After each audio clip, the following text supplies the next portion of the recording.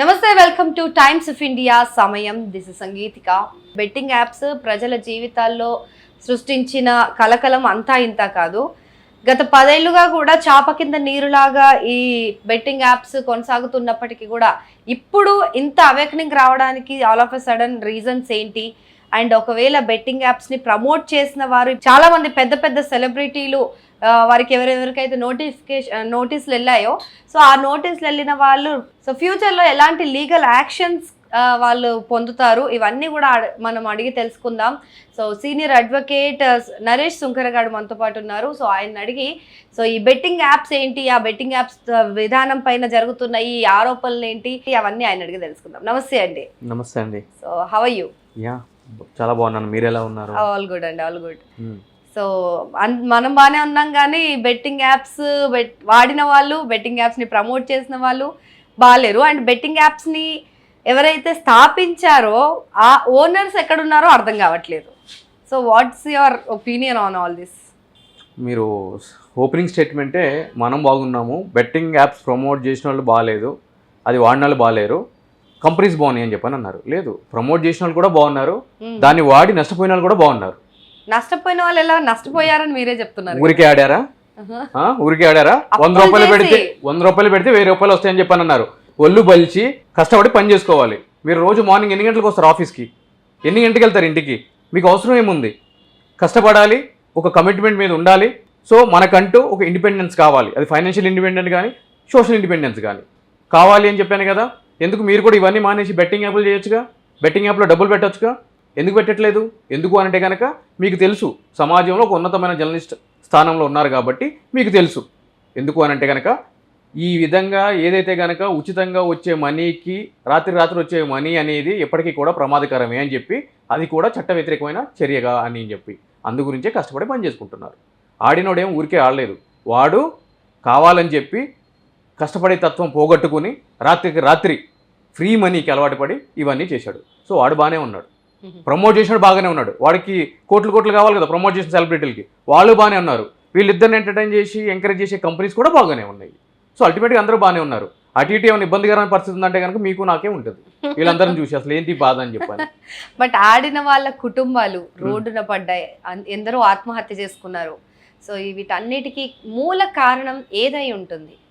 ఇప్పుడు అల్లు అర్జున్ ఒక సినిమా థియేటర్కి వచ్చాడు, దానివల్ల తొక్కిసలాట జరిగింది కాబట్టి ఒక మహిళ చనిపోయింది. మహిళ చనిపోయిన వాళ్ళ కొడుకు బెడ్ మీద ఉన్నాడు కాబట్టి సినిమా నిర్మాతలు అల్లు అర్జున్ ఫైనాన్షియల్గా ఆదుకోవాలి, మొత్తం వైద్య ఖర్చులు మొత్తం భరించాలి అని చెప్పి మొత్తం సమాజం అంతా కూడా ఒక త్రాటి మీదకి వచ్చి ముక్తకంఠంతో ఖండించింది కదా. మరి ఈరోజు బెట్టింగ్ యాప్స్ ఆడి చనిపోయిన బాధిత కుటుంబాలు, వాళ్ళ పిల్లలు ఈరోజు రోడ్డు మీద పడ్డారో వాళ్ళందరికీ కూడా ఎవరైతే కనుక బెట్టింగ్ యాప్స్ని ప్రమోట్ చేసి లక్షల కోట్లు తిన్నారో వాళ్ళందరిని తీసుకెళ్ళి ఆ అమౌంట్ను వాళ్ళ కుటుంబాలకు డిపాజిట్ చేయమని చెప్పని డిమాండ్ తీసుకురండి. మీరు ఆ విధంగా హ్యాష్ ట్యాగ్స్ పెట్టండి. రైట్. మరి చట్టం ఏం చెప్తుంది దీనిపైన? చట్టం ఈజ్ వెరీ క్లియర్ అండి, వెరీ క్లియర్. అంటే ఈ రోజు బెట్టింగ్ యాప్స్ నిరోధించాలని చెప్పి చట్టం ఏం లేదు. చట్టం కన్జ్యూమర్ ప్రొటెక్షన్ యాక్ట్ 2019లో క్లియర్గా చెప్పబడింది ఏంటి అని అంటే కనుక ఈ విధంగా ఫాల్స్ ఎండోర్స్మెంట్స్ కానీ అడ్వర్టైజ్మెంట్స్ కానీ ఇస్తే చట్ట ప్రకారం కఠినమైన చర్యలు ఉంటాయి అని చెప్పి చట్టంలో క్లియర్గా పొందుపరిచింది. అదేవిధంగా గ్యాంబ్లింగ్ యాక్ట్ కూడా ఉంది, క్లియర్గా పొందుపరిచి ఇటువంటివన్నీ కూడా నిషిద్ధం అని చెప్పని. అవన్నీ ఉండి కూడా వీళ్ళు మమ్మల్ని ఎవరేం చేస్తారులే అనే ఒక విపరీతపు ధోరణితోటి ప్రవర్తించి మనకు డబ్బులు వస్తున్నాయి, మనకు సెలబ్రిటీ స్టేటస్ హోదా ఉంది, మనల్ని ఎవడో టచ్ చేస్తాడు, అంత దమ్ముందా ఎవరికైనా అని చెప్పి స్థాయికి స్థాహతకి మించి చేసిన పనులు ఇవన్నీ. ఈరోజు ఈ బెట్టింగ్ యాప్స్ అనేది సజ్జనార్ గారు ఇనిషియేషన్ తీసుకుని ఆయన ఒక ట్విట్టర్లో ట్రెండ్ ఒక హ్యాష్ ట్యాగ్స్ అనేది క్రియేట్ చేసి 10 మందికి తెలియజేసి స్టేషన్లో కంప్లైంట్ ఇవ్వమని చెప్పి ఎప్పుడైతే కనుక స్టార్ట్ చేశారో ఈరోజు మనము ఈ తెలంగాణ రాష్ట్రంలో బెట్టింగ్ యాప్స్ గురించి ఇంత హడావిడి చేస్తున్నాము, కేసులు అనేది రిజిస్టర్ చేయడం జరిగింది. తమిళనాడులో 2023లోనే స్టాలిన్ ప్రభుత్వము దీని మీద ఇంకా కఠినంగా తీసుకురావాలని, అంటే కేంద్ర ప్రభుత్వం చట్టం ఉంది గ్యాంబ్లింగ్ యాక్ట్ అని చెప్పని, అది కాకుండా ఇంకా కఠినతరంగా ప్రవర్తించాలని చెప్పి 2023లోనే బిల్లు పెట్టి ఆ విధంగా ఎవరైనా సరే బెట్టింగ్ యాప్స్ను ప్రమోట్ చేస్తే వాళ్ళకి 10 లక్షల రూపాయల జరిమానా విధించే విధంగా, అదేవిధంగా కఠినమైన జైలు శిక్షలు విధించే విధంగా చట్టం ఉండాలి అని చెప్పి 2023లోనే చేసింది. దానికి తగ్గట్టు 2024లో 15 మంది ఇన్ఫ్లుయెన్సర్స్ మీద, యూట్యూబర్స్ మీద ఎఫ్ఐఆర్ రిజిస్టర్ చేసింది. ఈ రోజు ఏదో మనం కొత్తగా చేసింది మనం ఏదో కొట్టేసుకోవాల్సిన అవసరం లేదు. ఆల్రెడీ పక్క రాష్ట్రాలు ఎప్పుడో అలర్ట్గా ఉన్నాయి. అలర్ట్ లేని వ్యవస్థ ఏదైనా ఉంది అంటే కనుక మన తెలంగాణ రాష్ట్రంలో ఉన్న సంబంధించిన యంత్రాంగాలు అలర్ట్గా లేవు. సైబర్ క్రైమ్స్ పోలీస్ స్టేషన్ ఏర్పాటు చేసుకోవడం జరిగింది. మరి ఏం చేస్తున్నారు మీరు? ఇవన్నీ జరుగుతూ ఉంటే ఓపెన్గానే చేస్తున్నారు. దట్టు ఆ బెట్టింగ్ యాప్స్ని ప్రమోట్ చేస్తున్న ఏవైతే కనుక టీవీ ఛానల్స్ ఉన్నాయో, యూట్యూబ్ ఛానల్స్ ఉన్నాయో ఓపెన్గా చెప్తున్నాడు. ఆవిడ హర్షసాయి గారు అంటాడు. ఆడేమంటాడు? ఏదో న్యూస్ ఛానల్లో మొన్న ఏదో చూశాను నేను చేయకపోతే వేరే టోటి చేస్తాడు, అందుకే నేను చేస్తాను అని చెప్పని అంటాడు. మరి ఎందుకురా దోవై పారిపోయినా నువ్వు? అంత మూతబారి మాటలు మాట్లాడినోడివి కేసు కాగా ఎందుకు పారిపోయాను? చట్టం ముందు ఎదుర్కొనేది ఉండే, అదే మాట చెప్పేది ఉండే వచ్చి ఇన్వెస్టిగేషన్ ఆఫీసర్కి. అవును ఆఫీసర్, నేను చేయకపోతే వేరే టోటి చేసాడు. అయితే ఏంటి ఇప్పుడు? నువ్వు ఏదైతే కెమెరా ముందు పెట్టి మాట్లాడినావో అదే మూతబారి మాటలు ఈరోజు యూనిఫామ్ వేసుకున్న ఆఫీసర్ ముందు మాట్లాడేది ఉండే. అప్పుడు తెలుస్తుంది మన హీరోయిజం ఏంటి అని చెప్పని. నువ్వు నాశనం చేయాల్సిన కుటుంబాలు నాశనం చేసి ఈరోజు పోయి దాక్కుంటానంటే ఎన్ని రోజులు దాక్కుంటావు? చట్టం నుంచి తప్పించుకోగలవా? రైట్. అసలు ఫస్ట్ ఆఫ్ ఆల్ ఈ బెట్టింగ్ యాప్స్కి గవర్నమెంట్ నుంచి ఏమైనా పర్మిషన్స్ ఉంటాయా? అంటే ఇప్పుడు ఎందుకంటే యాప్స్ అన్నీ కూడా మనం డైరెక్ట్గా ఎక్కడ గూగుల్ ప్లే స్టోర్స్లో దొరకట్లేదు. అదేదో లింక్ ఇస్తారో ఆ లింక్ ద్వారానే వాళ్ళు ఈ యాప్స్ ఏవైతే ఉంటాయో అవి యూజ్ చేయాల్సి వస్తుంది. అంతేగాని వాళ్ళకి గూగుల్ నుంచి పర్మిషన్స్ ఉన్నట్టయితే కనిపించట్లేదు. సో అండ్ ఇంకా మనకి క్రికెట్ ఆడేటప్పుడు, క్రికెట్ ఐపీఎల్స్ అవి ఇవి ప్లే అయ్యేటప్పుడు కూడా టీవీల్లో పెద్ద పెద్ద ఛానల్స్, పెద్ద పెద్ద స్టార్ క్రికెటర్స్ వాళ్ళందరూ కూడా ప్రమోట్ చేస్తున్నారు వాటిని. సో వాటికి పర్మిషన్స్ ఉన్నాయా? గవర్నమెంట్ నుంచి ఉంటాయా, ఉండవా? 2022లో ministry of information and broadcasting authority క్లియర్గా గైడ్లైన్స్ అనేది పాస్ చేయడం జరిగింది. ఏవైతే కనుక మిస్లీడ్ చేసే ప్రకటనలు కానీ ప్రమోషన్స్ కానీ ఇవన్నీ కూడా చేయకూడదు అని చెప్పి.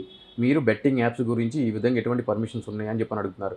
ఇన్ఫ్యాక్ట్ రియల్ ఎస్టేట్ కంపెనీకి సంబంధించి కూడా సెలబ్రిటీలు ఒక కంపెనీ ఒక సెలబ్రిటీని ఒక ఎండోర్స్మెంట్ అగ్రిమెంట్ గురించి ఎంటర్ అయినప్పుడు ఆ యొక్క కంపెనీ ప్రాపర్ డీటెయిల్స్ తెలుసుకోకుండా ఎవరైనా కూడా ప్రమోట్ చేస్తే దానికి సంబంధించి కూడా ప్రమోట్ చేసిన వ్యక్తి ఎవరైతే కనుక ఎండోర్సర్ ఉన్నారో అంటే ఆ సినిమా యాక్టర్ కానీ ఇన్ఫ్లుయెన్సర్ కానీ XYZ వాళ్ళు కూడా బాధ్యులుగా భావించబడతారు అని చెప్పని క్లియర్గా చట్టం పొందుపరిచింది.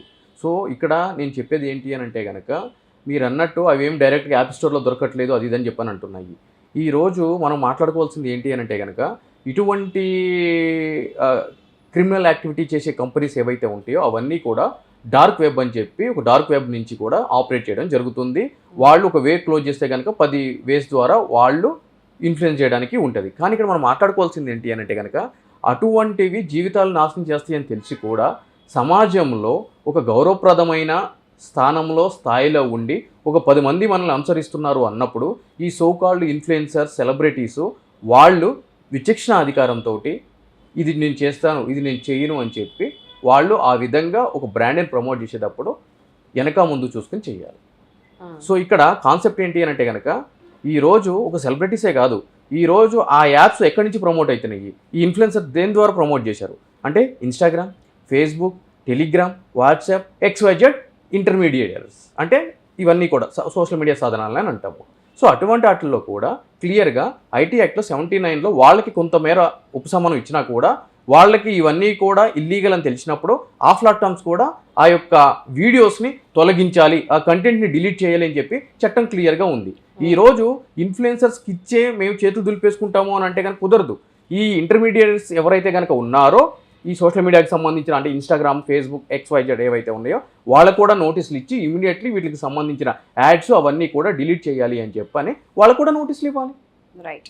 సో ఇప్పుడైతే ప్రస్తుతానికి ఎవరికైతే నోటీసులు వెళ్ళాయో సో వీళ్ళకి ఫ్యూచర్లో లీగల్గా ఎలాంటి యాక్షన్స్ తీసుకుంటారు? వాళ్ళ పైన ఏముంది చట్టంలో, ఎలాంటి వాళ్ళకి శిక్ష? ఇక్కడ అరెస్టులు అయ్యే కేసులు లేవండి దీంట్లో, ఇది మనం గమనించాలి. పెట్టిన ఏం కేసులు 318(4) ఆఫ్ BNS అంటే ఏంటి? చీటింగ్, మోసం. అది 7 సంవత్సరాల వరకు శిక్ష పడే అవకాశం ఉన్న కేసు. అదేవిధంగా గేమింగ్ యాక్ట్లో సెక్షన్ 3 A సెక్షన్ 4 అదేంటి? ప్రమోట్ చేస్తే ఒక దగ్గర కూర్చొని ఆడిపిస్తే అదే ప్రమోషన్ ఒక కంపెనీ చేస్తే ఏం చేయాలి అని చెప్పి ఆ సెక్షన్ చెప్తుంది. అదేవిధంగా 66D of information technology act అదేం చెప్తుంది? మీ మొహాన్ని నేను వాడుకొని అంటే మీ ఐడెంటిటీని నేను వాడుకొని మీలాగా నేను ప్రవర్తించి ఎవరినైనా మోసం చేస్తే ఆన్లైన్లో కంప్యూటర్ సోర్స్ వాడి ఆ మోసానికి సంబంధించి చెప్తుంది. ఇవన్నీ కూడా 7 సంవత్సరాల లోపు జైలు శిక్ష పడే అవకాశాలు ఉన్న కేసులు. అరెస్ట్ చేయొద్దు అని చెప్పి సుప్రీంకోర్టు గతంలో కూడా ఎన్నో తీర్పులు ఇచ్చింది.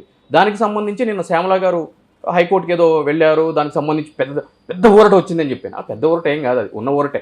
మీకైనా అదే వస్తుంది, నాకైనా అదే వస్తుంది. రైట్? సో పెద్ద ఊరట అంటే కనుక అక్కడ ఏంటి అంటే కనుక అందరూ ఈరోజు కేసు వేస్తే రేపు వస్తుంది, ఆవిడ పొద్దున్నేస్తే మధ్యాహ్నం ఒకటికి వచ్చి అంతే. సో ఇక్కడ అరెస్ట్ ఉండవాలి, ఓన్లీ విచారణ మాత్రమే ఉంటుంది. సో ఇంకో విషయం ఏంటి అని అంటే కనుక ఈ పోలీస్ యంత్రాంగం అదేవిధంగా రాష్ట్ర ప్రభుత్వం కూడా ఇన్ని రోజులు ఇవన్నీ కూడా చట్టవిరుద్ధమైన చర్యలని తెలిసి కూడా మొద్దు నిద్రపోయింది. అది wall part of duty, control చేయాల్సిన బాధ్యత. ఇప్పటివరకు కంట్రోల్ చేయలేదు. రాత్రి వచ్చేసి మీరు 3 సంవత్సరాల కింద అది చేశారు, 5 సంవత్సరాల కింద ఇది చేశారు, సంవత్సరం కింద అది చేశారు అని చెప్పి ఈరోజు పిలిచి మేము సింపుల్గా చేతులు దులుపుకుంటాము అని అంటే కనుక కుదరదు. పకడ్బందీగా చేయండి.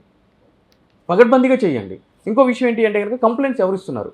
ఈ రోజు మీరు అన్నారు ఎన్నో కుటుంబాలు మోసపోయినాయి, అదేవిధంగా బాధితులు ఉన్నారు, బాధింపబడ్డారు అని చెప్పని. ఆ బాధితులు ఎవరు ఇప్పుడు బయటికి రాలేదు?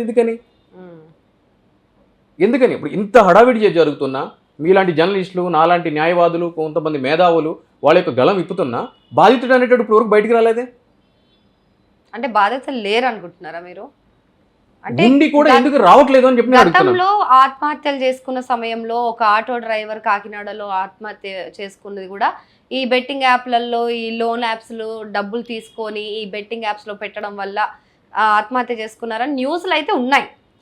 సో ఎవరు నష్టపోలేదు అని చెప్పడానికైతే లేదు, నష్టపోయారు జనాలు ఖచ్చితంగా. సో ఆ నష్టపోవడానికి కారణం ఎవరు అనేది చట్టం ఏం చెప్తుంది అని. నష్టపోయిన వాళ్ళు ఫిర్యాదు ఎందుకు చేయలేదు అని చెప్పి చట్టం చెప్తుంది. చట్టంలోకి వెళ్ళాలి అంటే కనుక ఫస్ట్ ఈ చాప్టర్ చదివిన తర్వాత ఆ చాప్టర్లోకి వెళ్ళాలి అని అంటున్నాను నేను. ఓకే, వాళ్ళని శిక్షించాలా, దానికి బాధ్యులు ఎవరు అని చెప్పి ఒక ఎంక్వైరీ ఇన్వెస్టిగేషన్ చేయాలి అని అంటే కనుక మేము మోసపోయాము అని చెప్పి మొదటగా బాధితుడు వచ్చి ఫిర్యాదు ఇవ్వాలి అని చెప్పి చట్టం చెప్తుంది. సో ఇప్పుడు బాధితులు ఫిర్యాదు ఇవ్వాల ఎవరు?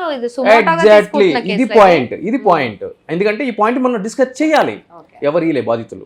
పంజగుట్ట పోలీస్ స్టేషన్లో నమోదైన కేసుకు సంబంధించి, మియాపూర్లో నమోదైన కేసుకు సంబంధించే కదా ఈ రోజు మనం మాట్లాడుతున్నాం. ఇక్కడ పంజగుట్ట పోలీసుకి సంబంధించి ఎవరో XYZ వాళ్ళు వెళ్ళారు, కలిశారు, ఇద్దరు ఎవరు ఆడపిల్లలు వెళ్ళారు అని చెప్పని మనం చూసాం కదా న్యూస్ ద్వారా. అది ఎవరు ఇచ్చారు కంప్లైంట్? బాధితుడు ఇచ్చాడా? లేదు, ఎవరో ఏలియన్, ఎవరో సంబంధం లేని వ్యక్తి ఇచ్చాడు. నాకు తెలిసింది, నేను ఇస్తున్నాను అని చెప్పని. Who is he, what is his personal interest అనే ఆస్పెక్ట్స్, అంశాలు రేపొద్దున 100% తెర మీదకి వస్తాయి. ఇప్పుడు ఈ కేసు కూడా ఏదో గత ప్రభుత్వంలో చేసిన సినీతారుల డ్రగ్స్ కేసు లాగా ఒక 4-5 రోజులు అడావిడి చేసి మళ్ళీ అది మూతపడే కేసు. ఎందుకంటే పటిష్టంగా బలంగా లేనంత వరకు కూడా వీటిని మనం ఆపలేము.